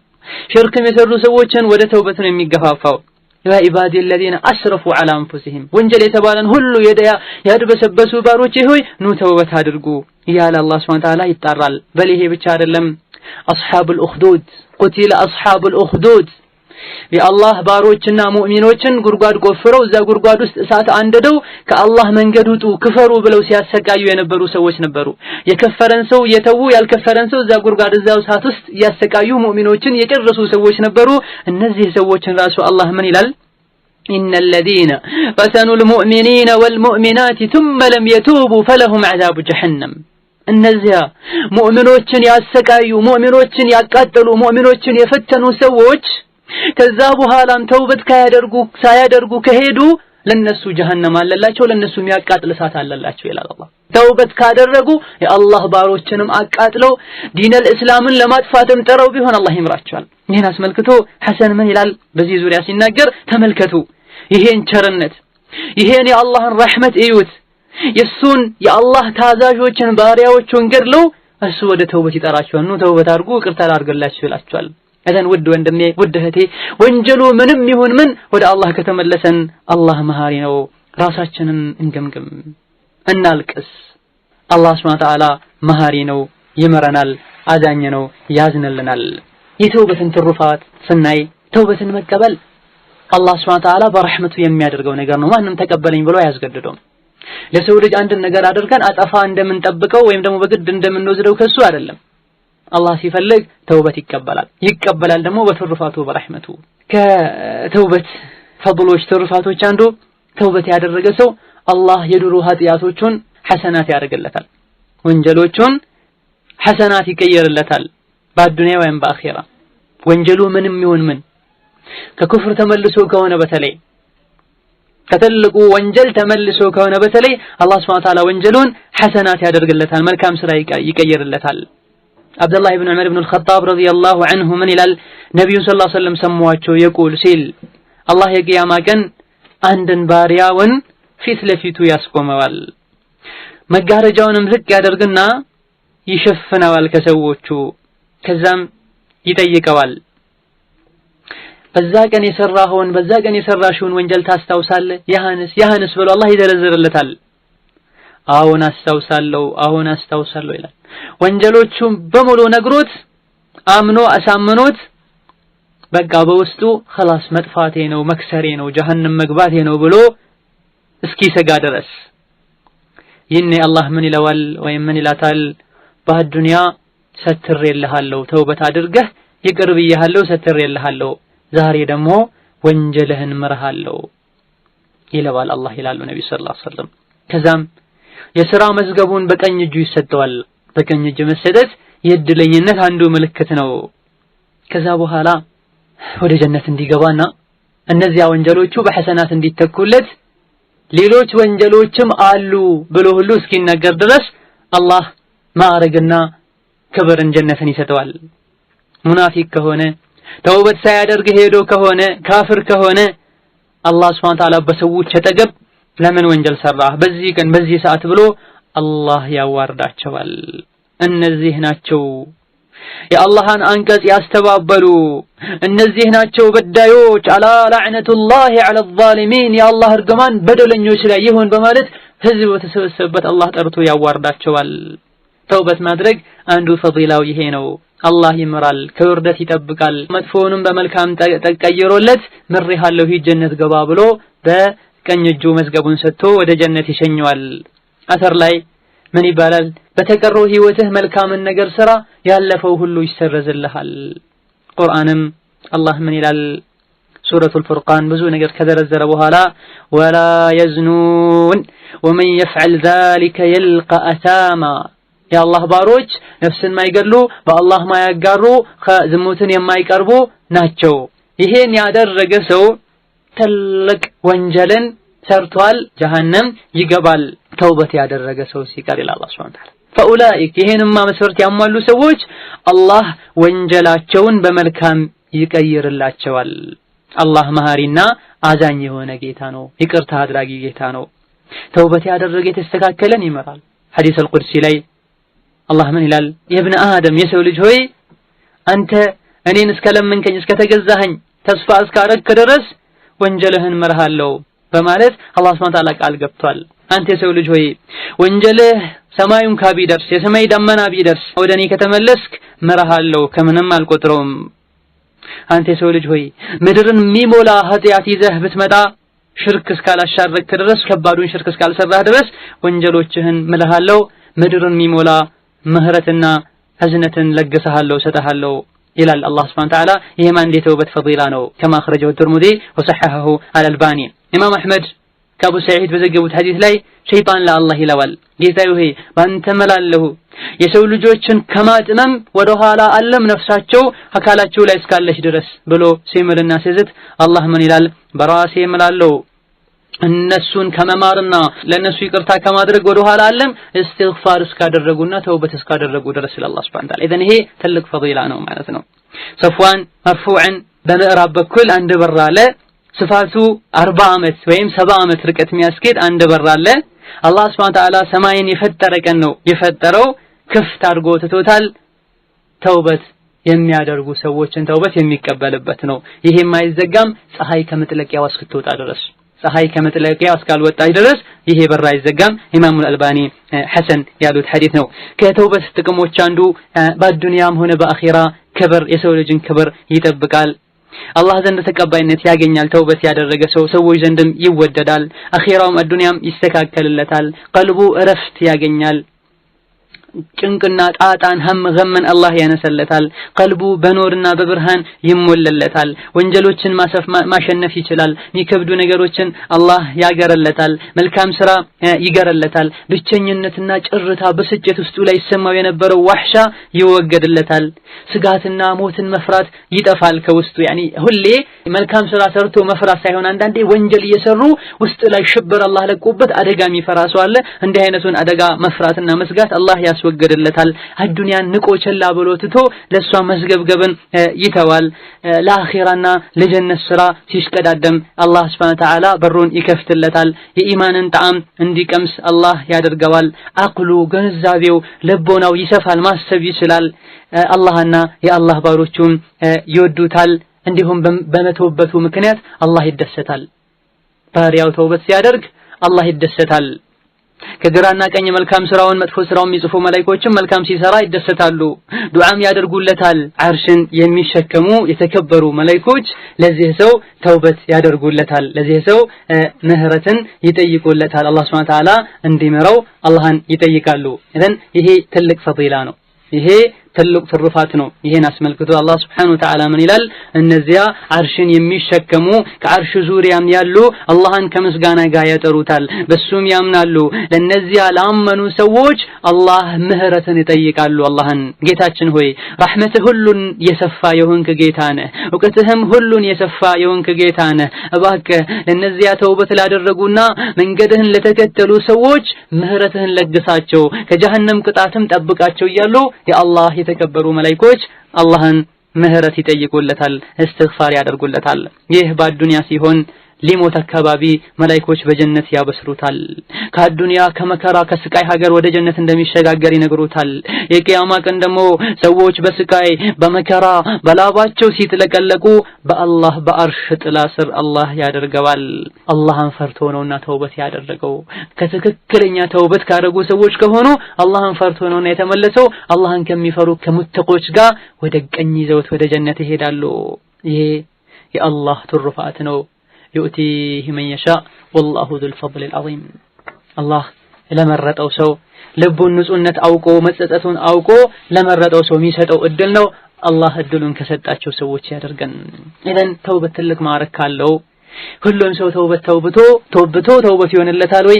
እስኪ የተውበቶች አይነት ወይም ደግሞ ባህሪያዎች ከተውበት ያላቸውን ክፍል ስናይ ተውበት ከሚያደርጉ ሰዎች አንደኛው ክፍል ተውበት ያደርጋል እስከ ህይወቱ መጨረሻ አንዴ ተውበት አድርጎ ቀጥ ብሎ ጸንቶም ይኖራል። ይሄ ብቻ አይደለም፣ ባለፈው ያመለጡትን መልካም ስራዎችን በተደጋጋሚ በብዛት የሚሰራ ሰው አለ። ከዛ በኋላ ወደ ወንጀል ለመመለስ በፍጹም ማያስብ አላህን ከመፍራቱና አላህን ከማክበሩ የመጣ አንዳንዴ ሊከሰቱ የሚችሉ ማደለጦች አሉ። እነዚህ ማንም ሰው ከነዚህ ሊድን አይችልም። እነዚህ ሲቀሩ ቢከሰቱም ተውበት አድርጎ ወደ አላህ ተመልሶ ሐሰናት ብዙ አግሩፎባቸው ላያቸው ላይ አላህ ዘንድ Subhanahu Wa Ta'ala ምህረትን ያገኛል። ይሄ አይነቱን ተውበት ያደረገ ሰው ኸይር ነገር ላይ ሁሉ የተሽቀዳደመ ሰው ይባላል። እንዲህ አይነቱ ተውበት النصوح ይባላል። ተውበት ማድረግ እስከ መጨረሻ በዛው መቀጠል መልካም ስራ ብቻ አይደለም፣ ካሁን ቀደም ባለፈኝ እድሜ ወንጀሉንም ያለፈውንም መልካም ስራ ምክስበት ስራ ብሎ ራሱን መልካም ስራ መስራት እንዳለበት አሳምኖ የሚሰራ ሰው አለ። ይሄ እስቲቃማ ላይ የሚኖር ሰው ነው። መልካም ስራ ላይ የሚሽቀዳደም ሰው ነው። ይሄን ተውበት ያደረገ ሰው ተውበት ነሱ ይባላል። ይሄን አይነት ተውበት እንድናደርግ ነው አላህ ያዘዘንና የገፋፋን። ቱቡ ኢለላህ ተውበተን ነሱሃ ብሎ አላህ Subhanahu Wa Ta'ala የተውበት ነሱህ ማዕና ምንድነው ብለን ስናይ ሐሰን አልበስሪ ይላሉ ندم بالقلب توبة النصوح ማለት ለዚህ ማዕረግ የሚያበቃና ወንጀልም የሚያስምረው በልብ መጸጸት ማለት ነው። ተውበት النصوح ማለት በምላስ ምህረት መጠየቅ ማለት ነው። በአካላት ወንጀል መስራትን ትቶ መልካም ነገር መስራት ማለት ነው። በውስጣችን ደግሞ ሁለተኛ ወደ ወንጀሉ አልመለስም ብሎ ቃል መግባት። እነዚህ አራት ነገሮች መኖር አለባቸው። በውስጥ መጸጸት፣ በመላስ እስትግፋር መጠየቅ፣ በአካላት ወንጀል ከመስራት ታቅቦ መልካም ስራ መስራትና በውስጣችን ላለ ወንጀል ወደ ወንጀሉ ላለ መመለስ ቃል መግባት። ይሄ የሐሰን አልበስሪ ትርጉም ሲሆን ለተውበት النصوح ኢብኑል ቀይም ደግሞ ይሄን ተልኺስ አድርጎ ምን ይላሉ? ተውበት النصوح የሚያካታቸው ነገሮች አሉ። አንደኛው ወንጀልን በሙሉ ሲተው ነው። ወንጀል የሚሰራቸው ወንጀሎችን ሁሉንም ወንጀልነታቸውን አውቆ እርግፍ አድርጎ ሲተው። ሁለተኛው ደግሞ ወደዛ ወንጀል ላለ መመለስ ቃል ገብቶ ቆራጥነት ታክሎበት እውነተኛ ተውበት ሲደረግ ነው ማመንታት ሳይኖር ማለት ነው። ለምን ተውበት አረኩኝ ወንጀሉን ለምን ተውኩት ብሎ መጸጸት ሳይኖር እንዲሁም ደግሞ ሪያ ሳይኖርበት ለሰው ተብሎ ሳይሆን ለአላህ ተብሎ ሲደረግ አኺራን ፈርቶ ጀሃነም ፈርቶ ሲደረግ ይሄን መስፈርት ያሟላ ተውበት ነሱህ ይባላል ይላሉ። ይሄን አይነት ተውበት ያደረገ ሰው ነፍሱ ሙጥመኢና ትባላለች። ሁለተኛው ተውበት አድራጊዎች አይነት ተውበት ያደርጋል፣ ቀጥተኛው መንገድ ይይዛል፣ መልካም ስራዎችን ይሰራል፣ ከባድ ወንጀሎችን ይርቃል። ግን አንዳንዴ ወንጀሎች ያጋጥሙታል ሆን ብሎ ሳይሆን ወንጀል ይፈታተነዋል። በተለያዩ አጋጣሚዎች ወንጀሎች ያጋጥሙታል። እሱ ወንጀልን ሰራለው ብሎ አይደለም የሚሰራው። የሆነ ወንጀል በሰራ ቁጥር ሁሉ ነፍሱን ይወቅሳል፣ ይጸጸታል፣ ወደዛ ላለመመለስ ቃል ይገባል፣ ጥንቃቄ ሁሉ ያደርጋል። ይሄ ነፍስ ለዋማ ራሱን የሚወቅስ ነፍስ ይባላል። ይሄኛው ከፍ ያለ ማዕረግ ነው ከፊተኛው ቢያንስም። አብዛኛው ተውበት የሚያደርጉ ሰዎች ባህሪያቸው ይሄ ነው። ተውበት ያደርጋሉ፣ ነፍሳቸው ትጎዳጎታቸዋለች፣ አሁንም ተውበት ያደርጋሉ፣ ይስተካከላሉ፣ ይቆጫሉ፣ ያለቅሳሉ። እነዚህ ሰዎች አላህ ቃል ገብቶላቸዋል ይመራቸዋል ሱብሓነሁ ወተዓላ። እነዚያ ከባድ ወንጀሎችን ያራቁ አላህ ይመራቸዋል። ጌታ ረህመቱ ሰፊ ነውና ከባድ ወንጀልን ርቄ ትንንሽ ወንጀልን ሰራለው ማለት ግን ፍጹም አይደለም። ከባድ ወንጀልን መራቅ ጥቃቅኑን እንድንርቅ ያደርገናል። ትንሹን ወንጀል ስንርቅ ነው ከባዱን ወንጀልም አላህ ሱብሓነሁ ወተዓላ ሊጠብቀንና ሊያርቀን የሚችለው። ትንሽ ወንጀል ያለ ሰው ያናቀሰው ወደ ከባዱ መዳፈሩና መሸጋገሩ የማይቀር ነገር ነውና። ሶስተኛው የሰው ልጆች የተውበት አድራጊዎች አይነት ተውበት ያደርጋል፣ የተወሰነ ሰዓት ተውበት ያደርግና ከዛ ስሜቱ ያሸንፈዋል። ያን ወንጀል ተመልሶ ይሰራዋል። ሆኖም ሳለ ግን መልካም ስራ ይሰራል። የተወሰኑ ወንጀሎችን ይተዋል፣ መስራት እየቻለ ለአላህ ብሎ ይተዋል። የተወሰኑ ወንጀሎችን ሌሎች ወንጀሎችን ግን ይዳፈራል። ቢችል ሁሉንም ወንጀል ቢተው ደስ ይለዋል። ከወንጀሉ ሲያበቃ ወንጀሉን ሲጨርስ ይጸጸታል። ለምን አደረኩኝ ይላል፣ ተውበት አደርጋለሁ ይላል። ይሄ አይነቱ ነፍስ መስኡላ ትባላለች። እንዲህ አይነትን ወንጀል የሚሰራ ሰው መልካምም መጥፎም አለው አላህ ሊምረው ይችላል ሱብሓነሁ ወተዓላ። መልካም ስራ መስራቱ ወንጀል መጥላቱ ምህረት እንዲከጀልለት ያደርጋል። ኻቲማው ግን በጣም ያሰጋል። ምክንያቱም ዛሬ ነገ ተውበት አደርጋለሁ እያለ ነው የነዚያ የሚሰራቸው ወንጀሎችን። ምናልባት በድንገት መጥቶ ተውበት ሲያደርግ ሞት ሊወስደው ይችላል። መጨረሻ ነው ደግሞ አላህ ዘንድ የሚታየው። እንዲህ አይነት ባህሪ ያለው ሰው ጥንቃቄ ሊያደርግ ይገባዋል። አራተኛው የመጨረሻው የተውበት አድራጊዎች ባህሪ ወይም ክፍል ተውበት ያደርጋል፣ የተወሰነ ጊዜ ቆይና ከዛ ወደ ወንጀሉ ይመለሳል። በሙሉ ልቡ ተመልሶ ወንጀል የተባለን ሁሉ ያድበሰብሳል። ተውበት ለማድረግም አያስብም፣ በሰራውም ነገር አይቆጭም። ይሄ ወንጀል ላይ ዘውታሪ ይባላል። እቺ ነፍስ አማረ ቢሱ በመጥፎ ነገር ደጋግማ የምታዝ ነፍስ ትባላለች። ይሄን የሚያደርግ ሰው ኻቲማው በጣም ያሰጋል። ወንጀልን አድበስብሶ ያጣጣም የሚሰራ ሰው፣ ማይቆጭ ሰው፣ ማይታቀብ ሰው ኻቲማው ያሰጋል። አላህ ከሪም ነው፣ አላህ ረሂም ነው፣ የኔ ወንጀል ትንሽ ነው፣ ወንጀሌ አላህ ይምረኛል እያሉ ርዝቅን ፍለጋ በፀሐይ በበረሃ በባህር በየብስ ሲሽከዳደሙ እናያለን። ለምን እንደዚህ ትንገበገባለህ ርዝቅ አይመጣልህም ወይ ቢባል ተሰርቶ እንጂ ርዝቅ የለም ይላል። እዚህ ጋር ማወቅ ያለበት ያን እንዳወቀው ሁሉ ተሰርቶ ተስተካክሎ እስትግፋር አድርጎ እንጂ ተውበት የለም ምህረት የለም። አላህ Subhanahu Wa Ta'ala ወኢኒ ለገፋሩን ሊመን ታብ ተውበት ላደረገ ላመነና ለተስተካከለ ሰው ነው መልካም ስራ ለሰራ ሰው ነው መምረው ብሏልና ይሄ ነገር መታወቅ አለበት። ተውበት አደረገ አንድ ሰው አላህን ፈራ፣ ባደረገው ነገር ተቆጨ፣ ቀጣይ ወደዛ እንደማይመለስ ቃል ገባ፣ ተስተካከለ። በቀጣይ ምን ማድረግ አለበት? መልካም ስራ ላይ መበርታት አለበት። ካሁን ቀደም የሰራቸውን እኩይ ተግባሮቹን ያስታወሰ መጸጸትና ማልቀስ ምህረት መጠየቅ አለበት። በብዛት መልካም ስራ መስራት አለበት። ወንጀሎቹና ካሁን ቀደም የነበሩ ኃጢያቶችን ይሰርዝለት ዘንድ በምላስ የሚደረግ መልካም ስራ አለ፣ በልብ የሚደረግ መልካም ስራ አለ፣ በአካል የሚደረግ መልካም ስራ አለ። እንደ አቅሙና እንደ ተመቸው በቀልብ የሚደረገው አላህን ማክበር፣ አላህን መፍራት፣ አላህን ማላቅ፣ በምላስ እስትግፋር ማድረግ፣ ዝክር ማብዛት፣ ራሴን በድያለሁ ብሎ ለአላህ መናገር፣ ረቢ ኢኒ ظلمت نفسي فاغفر لي ጌታዬ ሆይ ራሴን በድያለሁ ማረኝ ማለት። ነብዩ ሰለላሁ ዐለይሂ ወሰለም ማንኛውም ሰው ወንጀል ሰርቶ ውዱእ አድርጎ ውዱእን አሳምሮ ወደ ቂብላ ዞሮ ሶላት የሰገደ እንደሆነ ከዛም እስትግፋር ያደረገ እንደሆነ አላህ Subhanahu Wa Ta'ala ወንጀሉን ይመረዋል ይላሉ ነብዩ ሰለላሁ ዐለይሂ ወሰለም كما خرجه احمد والنسائي وحسنه الامام الالباني رحمه الله تعالى። ተውበት ካደረገን በኋላ አንድ ትልቁ ችግር ምንድነው? ተውበት አድርጎ መሃል ላይ መቅረት ይታያል ብዙን ጊዜ። ተውበት ካደረገን ያሃን ወንጀላችንን ያለፈውን ወንጀላችን አላህ ምሮናል አልማረንም ምናቀው ነገር የለም። ስለዚህ ምን ማድረግ አለብን? ሌላ ጊዜ ከሚሰማን ስጋት የበለጠ አሁን ሊሰማን ይገባል ተቀበሎኛል አልተቀበለኝም በሚል። ስለዚህ የበለጠ መጠናከር አለብን።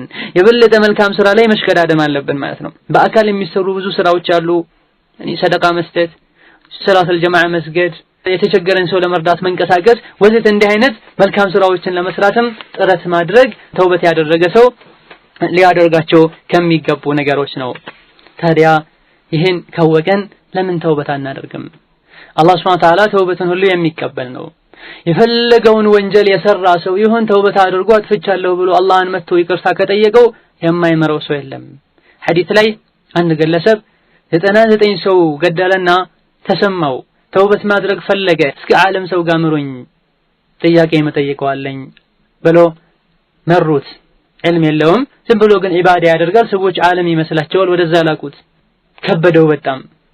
እንዴት 99 ሰው ገድለ እንዴት ምራሃል አላህ አይመርህም አለው። ወደሱ እጁን ሰነዘረና ገድሎት 100 ሞላ። ተጸጸተ። አሁንም ተቆጨ በጣም። ሌላ ዓለም ጋር እስኪ ምሩኝ አለ። ዓለም ጋር ሄደና ሲጠይቅ ማን ነው ባንተና በተውበት በር መካከል ግርዶሽ የሚሆነው? አላህ Subhanahu Wa Ta'ala ሁሉንም ወንጀሎችን ይምራል ተውበት አድርጋለው። ገና ተውበት ስታደርግ ይሄን ሀገር ለቀህ ብትወጣና ሌላ እገሌ የሚባል ሀገር ሄደህ ከነዚያ ሰዎች ተቀላቅለህ ኢባዳ ብታደርግ ጥሩ ነው ላንተ ብሎት ተውበት አድርጎ ሀገሩን ለቆ ወደ እነዚያ ሰዎች እየሄደ ሳለ መለከል መውት መጣ። አጀሉ ደረሰ። መሃል ላይ ሞተ። ይሄኔ መላእክቶች ተጣሉ።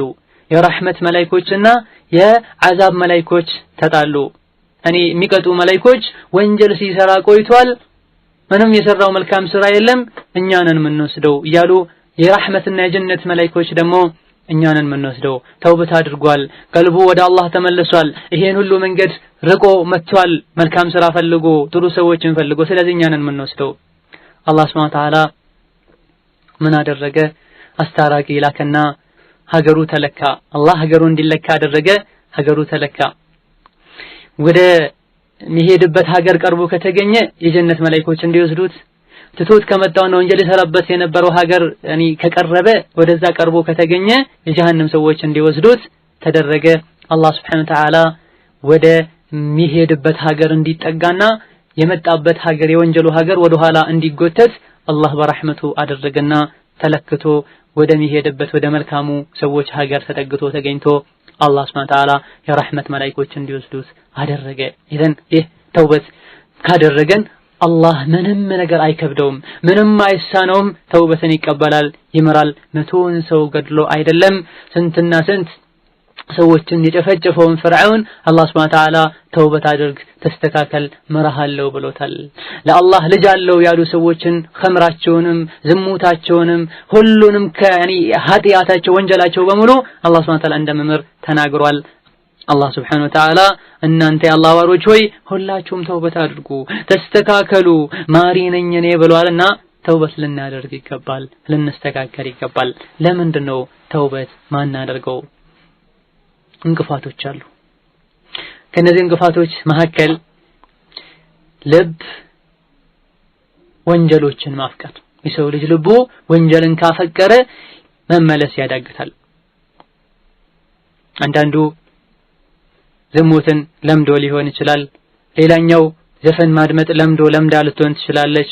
ገንዘብ መስረቅ፣ ሲጋራ ማጨስ፣ ሰላት መተው፣ የተለያዩ ወንጀሎችን ለምዶ ከሆነ ልባቸው ያን ወንጀል ያፈቅራል። ያሃ ወንጀል ፍቅር ውስጡ ላይ ገብቶ ከልቡ ጋር ይያያዛል። ፈልቅቆ መለያየት በጣም ሊከብደው ይችላል። የወንጀሎች ፍቅር ከልባችን ይወጣ ዘንድ ወንጀል ያለበት ቦታ መራቅ፣ መጥፎ ጓደኞችን መቀየር፣ አላህ Subhanahu Wa Ta'ala በየትኛውም ሰዓት ሊገድለን እንደሚችልና ወንጀል እየሰራን ከገደለን የቂያማ ቀን ያሃ ውርደት ላይ እጅ ከፍንጅ ተይዘን አላህ ፊት እንደምንቀርብ ማወቅና ውርደትን መፍራት።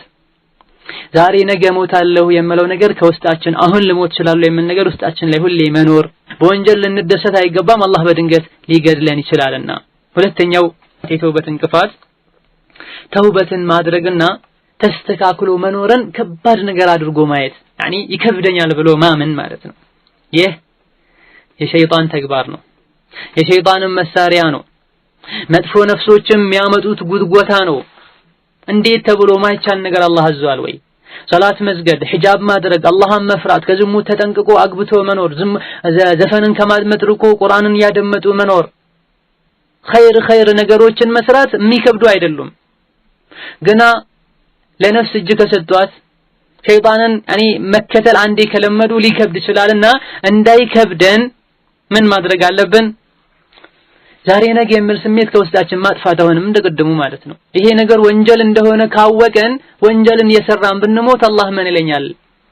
ወንጀል እንደሆነ ያወቀን ደግሞ አላህ የራሱ ጉዳይ ወንጀል አይደለም ለምን አላረግም ብለን ምንል ከሆነ ከአላህ ተዳፍረናል፣ ከዲን እስላም ሁሉ ሊያወጣ ይችላል። ይሄን ግን ያወቀን ወንጀልን የምንሰራ ከሆነ ይሄ ከሙእሚን የሚጠበቅ ከሙስሊም የሚጠበቅ ነገር አይደለም። ሞቶ መቀስቀስን ያመነ ሰው የሚያደርገው ነገር አይደለም። ሸይጣንም ነው ይሄ የሚያሰላችን። ለምን አንችልም? አዱንያ ማንችለው ነገር የለም። ሁሉን ነገር እየሞከረን በሰላት ቀጥ ማለት፣ በሂጃብ ቀጥ ማለት፣ ምላስን ከሐራም ከነሚማ ከውሸት ከሐሜት ጠብቆ መቆየትና አላህ የሚወዳቸው ባሮችን ባህሪ ለማሟላት መጣር ምንም የሚከብድበት ነገር የለም። ሸይጣን ነው የሚያደርገው። ይሄን ችግር ለመቅረፍ ዛሬ ነገ የሚል ስሜት ከልባችን እናውጣ። አሁኑኑ ወደ አላህ መመለስ አለብኝ፣ አሁኑኑ ሞት ሊመጣ ስለሚችል እንበል።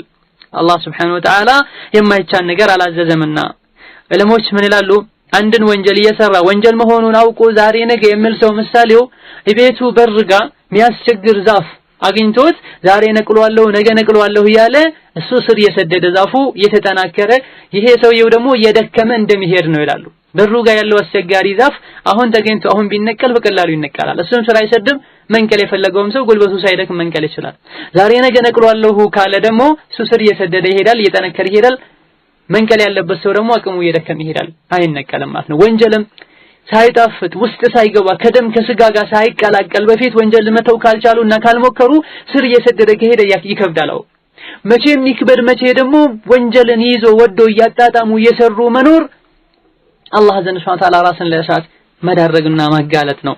ከአላህ ጋር እውነተኛ መሆንም አንድ ይሄን ችግር ለመቅረፍ ይረዳል። ከልባችን አልቅሰን አላህዬ ማረኝ፣ ደክሜያለሁ፣ ሸይጣን ተጫውቶብኛል፣ አንተ የእርዳታ እጅህን ዘርጋለኝ ብለን አላህን አልቅሰን ከለመነው አላህ ሱብሓነሁ ወተዓላ መውጫ ያበጀልናል። ወመን የተቂላህ የጅዐል ለሁ መኽረጃ አላህን የፈራ ሰው አላህ ከጭንቅ ሁሉ መውጫ ያደርግለታል። ወንጀል ሰርተን ጀሃነም መግባታችን ሊያስጨንቀን ይገባልና ከተጨነቀን የአላህን በር እናንኳኳ፣ እንለምነው፣ እንጠይቀው። አቅም የለኝም ደካማ ነን እንበለው፣ አላህ ያወጣናል።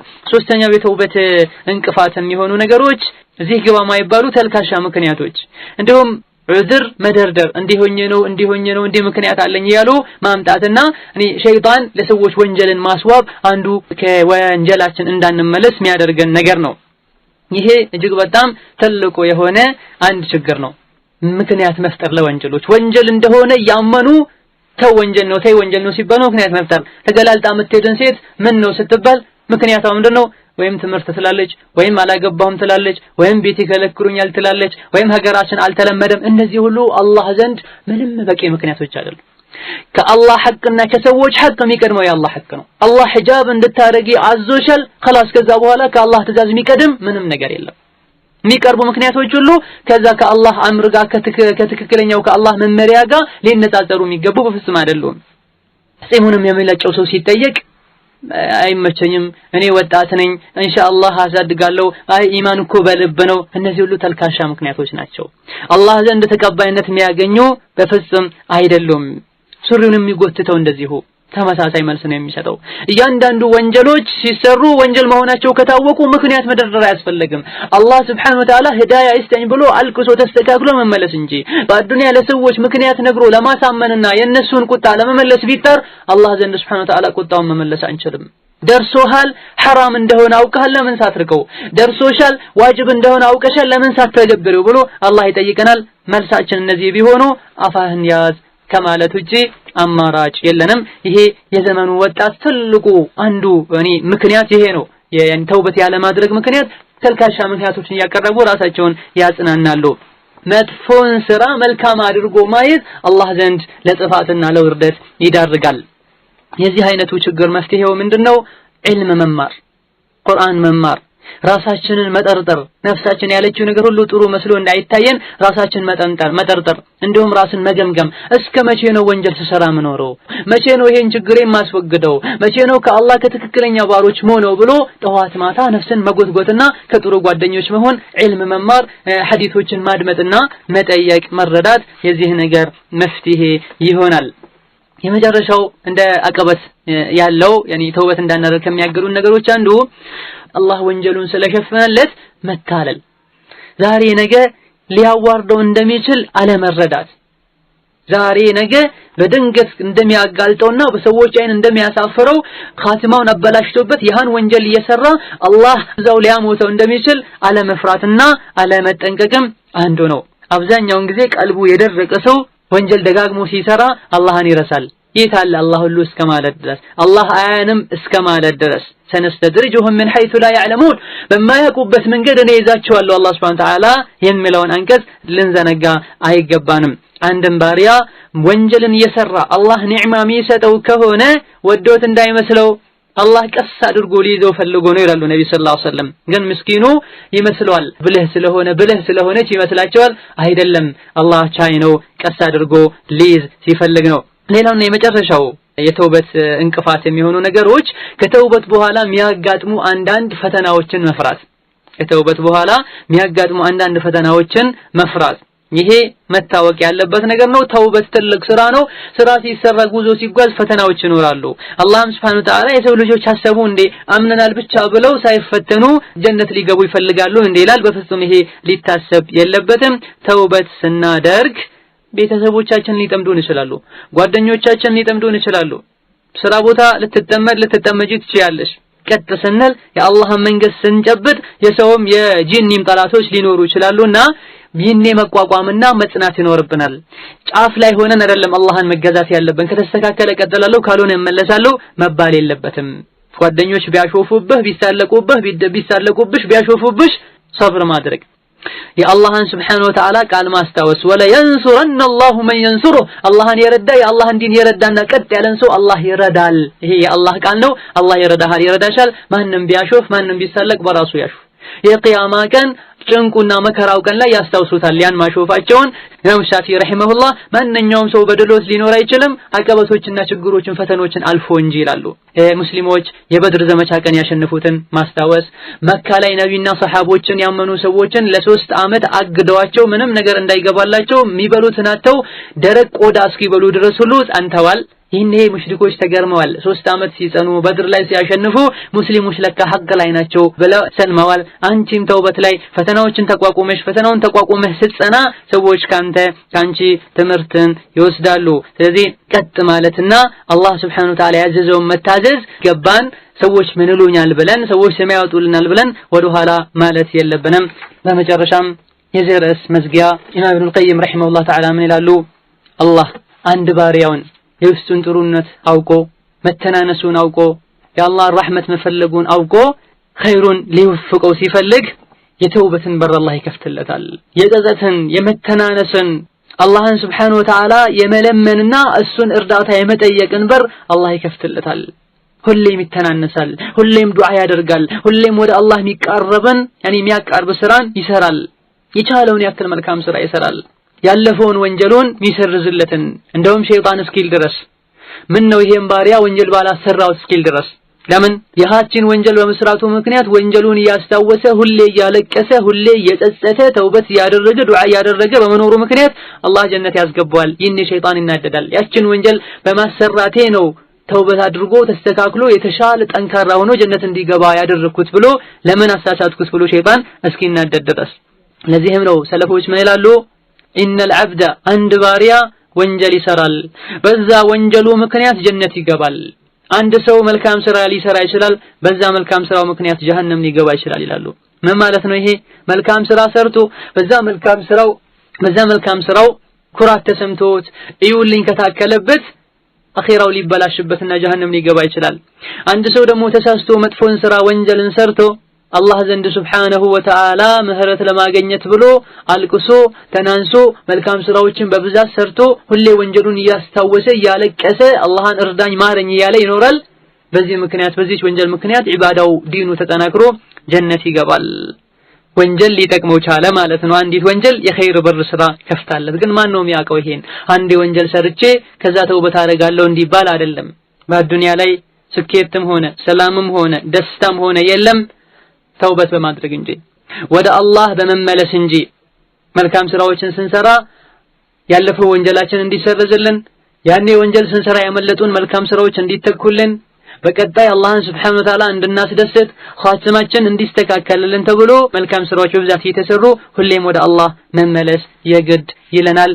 ሁሉም ዑለሞች ይስማማሉ አላህ Subhanahu Wa Ta'ala አንድን ሰው ለስኬት አበቃው ማለት ሁሌም ያለ አላህ እኔ ምንም አይደለሁም ብሎ እንዲያምን አደረገው ማለት ነው ይላሉ።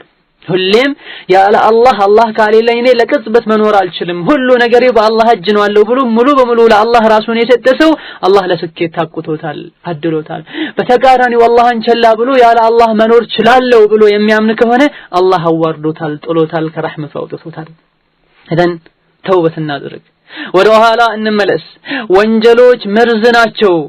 መርዝ የዱንያ ሳይሆን አኺራ ጀሃነም የሚያስገቡ መርዞች ናቸው። ከጀነት የሚያባርሩ ናቸው። ተውበት አድርገን ወንጀሎችን ርቀን አላህን ፈርተን አላህ የሚወደውን አውቀን የሚጠላውን አውቀን መራቅና መጠንቀቅ የኛ ግዴታ ነው። ይሄን ሁሉ የአላህን ማስጠንቀቂያ የነብዩ ማስጠንቀቂያ አውቆ የተውበትን ትሩፋት አውቆ የተውበትን በር አውቆ ወንጀል ላይ የሚዘወትር ሰው ካለ እድሉ የተበላሸ እንደሆነ ሊያቅ ይገባዋል። የዱንያ ጊዜያዊ ደስታን ከጀነት አስበልጦ መኖር የሚፈልግ ካለ አላህ የሚለውን ይስማ ተስማ። ሱረቱ ዩኑስ መጨረሻ አካባቢ ላይ ምን ይላል? ኢነል ለዚነ ሐቀት ዐለይሂም ከሊመቱ ረቢከ ላ ዩእሚኑን ወለው ጃአትሁም ኩሉ አየትን ሐታ የረውል ዐዛበል አሊም። እነዚያ በጥመታቸውና ከኸይሩ መጥፎን በመምረጣቸው መጥፎ ጎዳና በመጓዛቸው ምክንያት አላህ Subhanahu Wa Ta'ala ጀሃነም የፈረደባቸው ሰዎች አያምኑም። የፈለገው ቢነገራቸው ጣመዋል፣ ከመንገዱ ወጥተዋል፣ አዱንያ ደስታን አስበልጠዋል፣ አያምኑም። ሞትም ቢመጣቸው ምንም ቢያዩ ለአላህ Subhanahu Wa Ta'ala። ስለዚህ ይሄን ሁሉ የአላህን መመሪያ ጥሶ የተውበትን ጥቅም ያወቀ አዱንያዊ ደስታን አስበልጦ ሸይጣንን አስደስቶ የሚኖርና ተውበት ለማድረግ ሐስቦ ተውበት የማያደርግ ካለ አኺራውና ጣፋንታው የተበላሸበት እንደሆነ ሊያቅ ይገባዋል፣ ሊያለቅስ ይገባዋል።